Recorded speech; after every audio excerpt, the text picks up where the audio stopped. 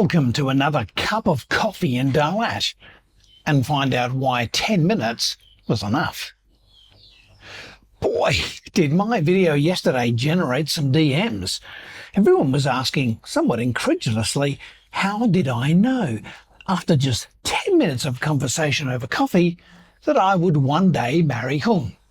It sounds impulsive, naive even, but it turns out I'm in good company. Some of the world's most enduring relationships began with a moment of instant clarity. Michael Caine saw the actress Shakira in a coffee commercial on TV and emphatically told a friend, "I'm going to marry her." He tracked her down, and now they've been together for over 50 years.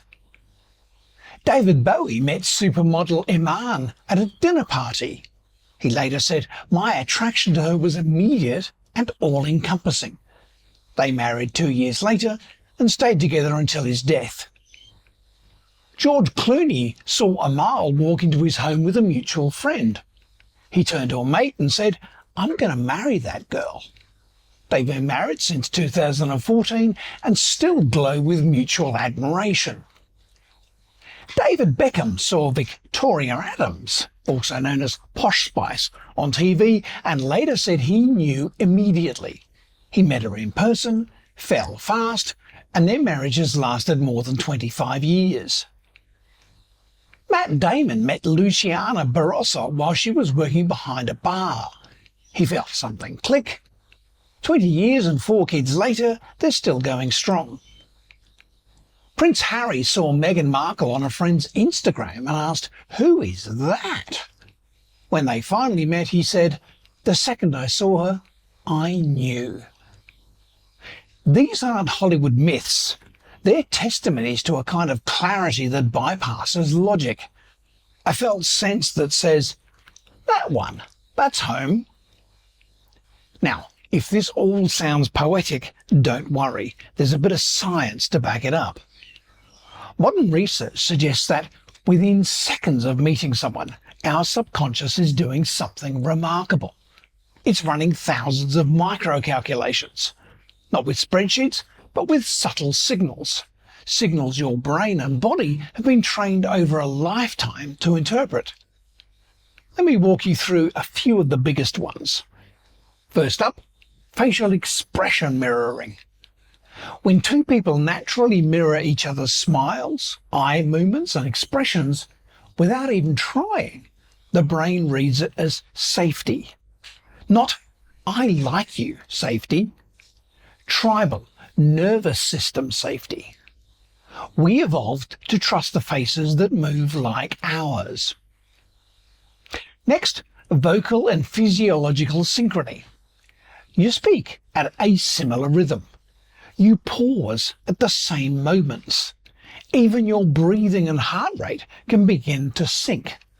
It's called limbic resonance, and it's when our nervous systems start dancing in time.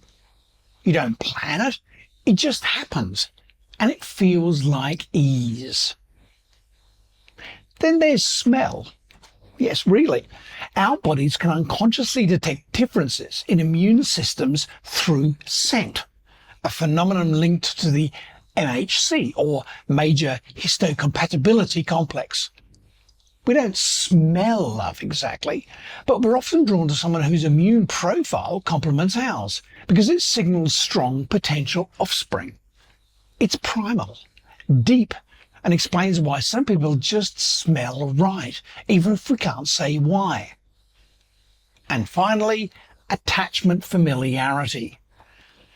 Sometimes someone just feels like home. Not because they are home, but because their emotional tone, their warmth, steadiness, kindness, echoes the earliest safe connections we had.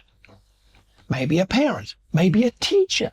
Whoever it was, your nervous system remembers. And when you meet someone who gives off that same emotional signal, it says, yes, them. And that's what happened with Hung. It wasn't infatuation, it wasn't fantasy, it was a quiet knowing.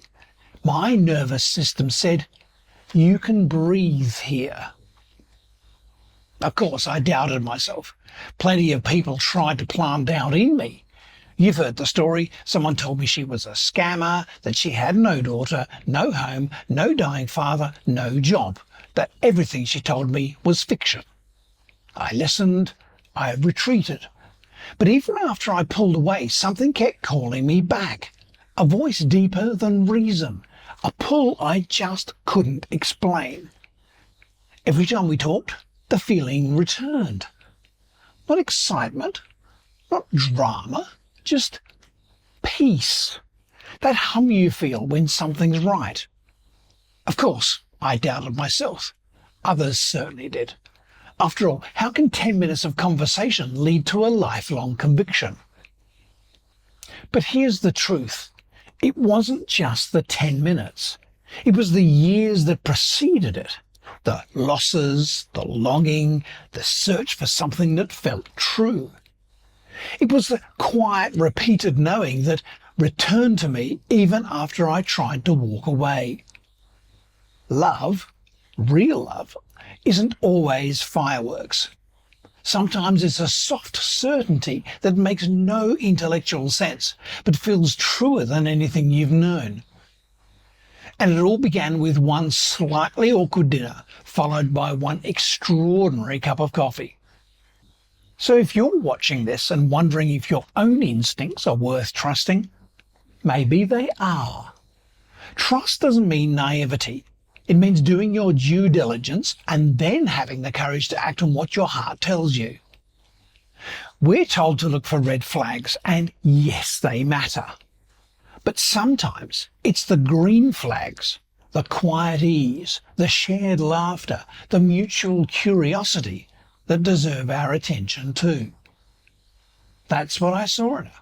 That's why 10 minutes was enough. And that's why I'm still here, still sipping coffee in Dalat, still smiling like a fool who just might have stumbled into something true. Sometimes the universe doesn't shout, it whispers, gently. 10 minutes of honest conversation over coffee with Hung gave me a glimpse of something most people search a lifetime for. And yes, after that conversation, I knew. Not because she dazzled me, because something deep inside of me said, here, stay here. If you've ever had a 10-minute moment that changed everything, I'd love to hear about it. Until next time, stay kind, stay curious, and trust the voice that doesn't shout, but simply knows.